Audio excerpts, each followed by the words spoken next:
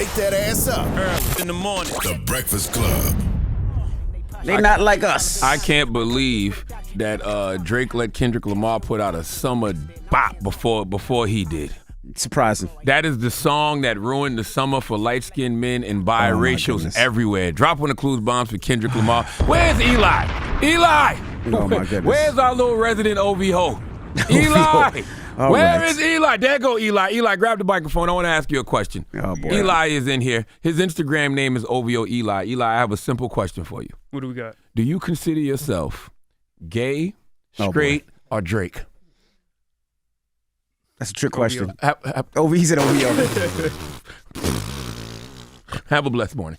All right, well, let's get in some front page news. Last night, the Knicks beat the Pacers 130 to 121. That's game 2. Congratulations to all the Knicks fans out there. All right, now also, we got to talk Ryan Garcia. He teases a date for Errol Spence fight. They're saying it's August 10th at the Dallas Cowboys Stadium. That's a good fight. That is a great fight. Ryan Garcia posted that he sent the offer. Now they're just waiting for the response. That is a good fight. Who you got on that fight? You know, when I first saw it this morning, the first thing I said was, even in Errol Spence's current condition, whatever that condition may be, I still think a 60%, 70% Errol Spence can beat Ryan Garcia, but I don't know. Let me give it some more thought. So we'll definitely see if that happens. Now, also, Indianapolis columnist won't be able to cover Caitlin Clark after an awkward interaction. To me, it didn't sound too crazy. Let's let you hear it and see what you guys think. Okay, well, Very cool. start doing. You like that? I like that you're here. I like that you're here. I do that at my family after every game, so. Okay, well, Very cool. let's start doing it to me and we'll get along just fine. Now, Well, what he was talking he about threw is up the heart hand the heart signal. sign. Yeah, so Yeah. He put up the heart sign, and she said, "You like that?" And he said, "Yes." And she was like, "I do that with my family." He said, "You do that with me, and we'll love you here." I didn't see a problem with it. I didn't either. I did Caitlin complain? I don't know. She seems like she was one that says, "You like that?" Like, I do that with my family. It didn't seem like any flirtatious, nothing like that. He put up the heart sign. He seemed like he was kind of starstruck to me a little bit. It didn't seem like that to me either. But hey, man, who am I? Yeah, well, he was suspended. All right, now also we got to talk about the New York governor, Governor Kathy Hochul, said this about black kids in the Bronx. Governor Kathy Hochul faces criticism for a controversial remark that she made during a business conference. She was highlighting the importance of expanding access to technology and artificial intelligence for low-income families during an onstage interview. Well, the comment she made immediately drew criticism from local political leaders. Listen.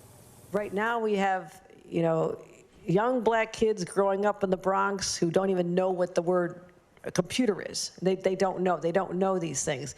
Well, Hochul issuing a statement now, walking back on her words, saying, "I misspoke. I regret it. Of course, black children in the Bronx know what computers are. The problem is that they, too, often lack access to the technology needed to get on track to high-paying jobs in emerging industries like AI."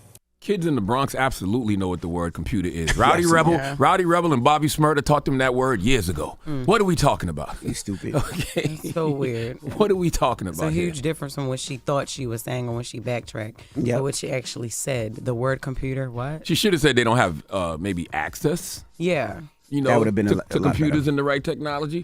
But once again, they do know what the word computers is because of Rowdy Rebel and Bobby Smurda. Well, they know before Roddy Rebel and Bobby Shmurda, but 50 Cent responded and said, "Hey, these kids in the Bronx know how to work my iPad better than me. What you talking about, lady?" Exactly.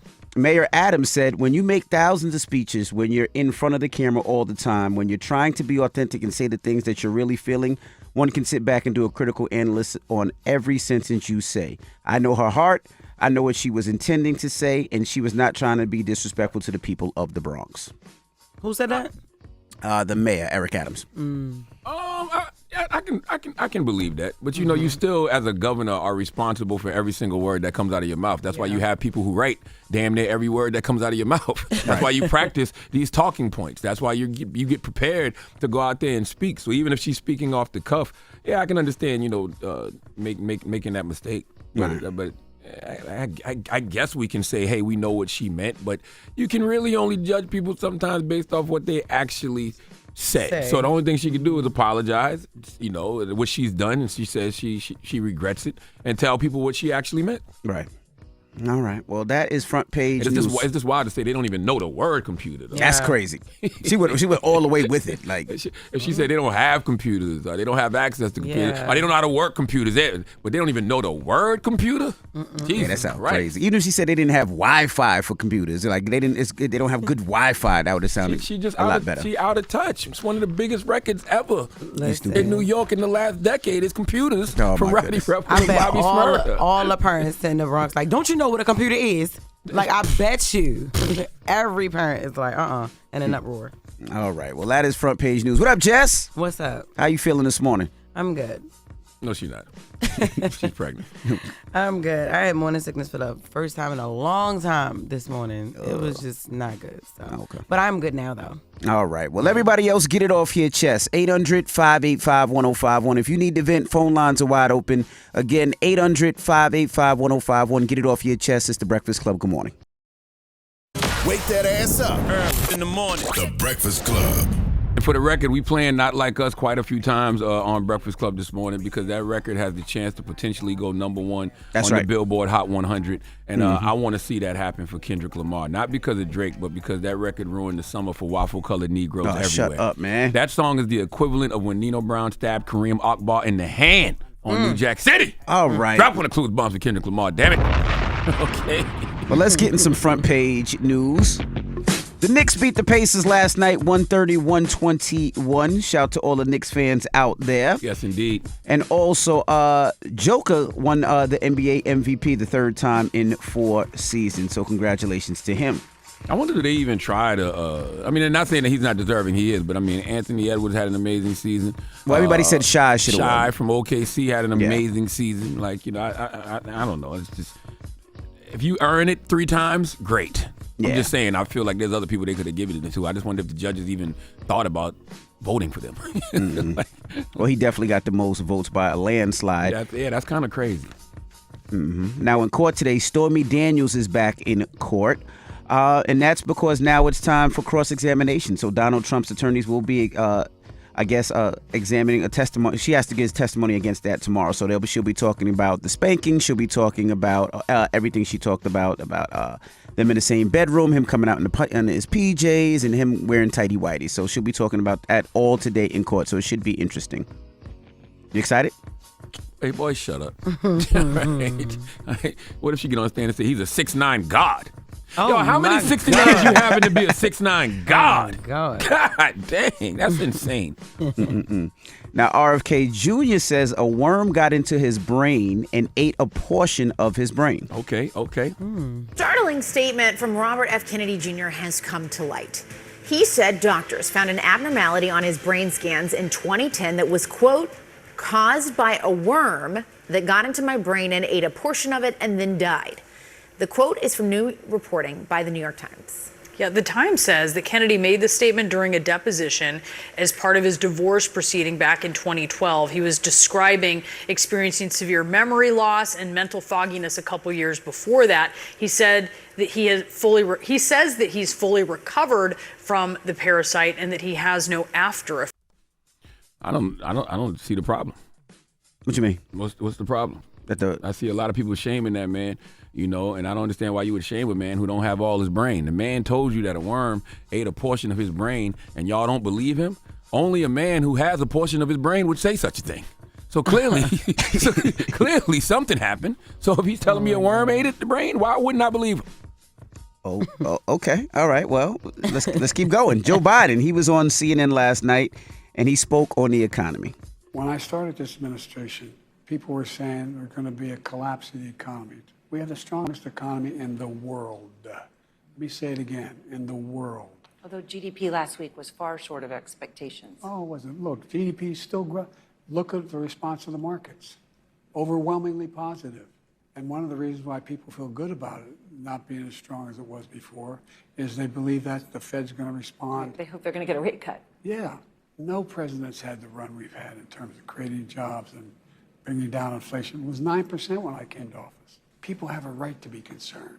Ordinary people, the idea that you bounce a check and you get a $30 fee for bouncing the check, might change that. You can't charge more than $8 for that. Or your credit card, your late payment, $35. I mean, there's corporate greed going on out there, and it's got to be dealt with. I mean, that's how you win elections, strong economies. That's what people care about. But folks have to feel that in their pockets. If everyday working class people feel that in their pockets, they will be moved to vote in November. If everyday working class people don't feel that in their pockets, they probably won't be moved to vote in November. But, that's what people care about. Yeah, he also spoke on the fact that they're going to stop sending bombs and ammunition to Israel. Civilians have been killed in Gaza as a consequence of those bombs and other ways in which they go after population centers. And I made it clear that if they go into Rafah, they haven't gone into Rafah yet. If they go into Rafah, I'm not supplying the weapons that have been used historically to deal with Rafah, to deal with the cities, to deal with that problem. We're going to continue to make sure Israel is secure in terms of Iron Dome and their ability to respond to attacks like came out of the Middle East recently.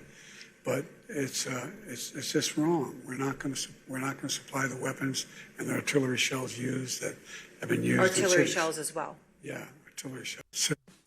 Is it too little, too late though? Like you can't bring back those 30,000, Palestinians who've been killed in Gaza. And I'll be wanting to know what's the Hamas death toll.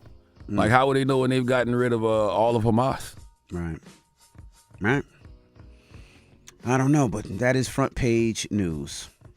All right. Now, when we come back, Jacob Lattimore and Luke James will be joining us. Yes! You know them from The Chi. Season 6 will premiere, I believe, this Friday. So we're going to kick it with them in a second. Jacob Lattimore and Luke James. Don't go anywhere. It's The Breakfast Club. Good morning. Wake that ass up. Early in the morning. The Breakfast Club.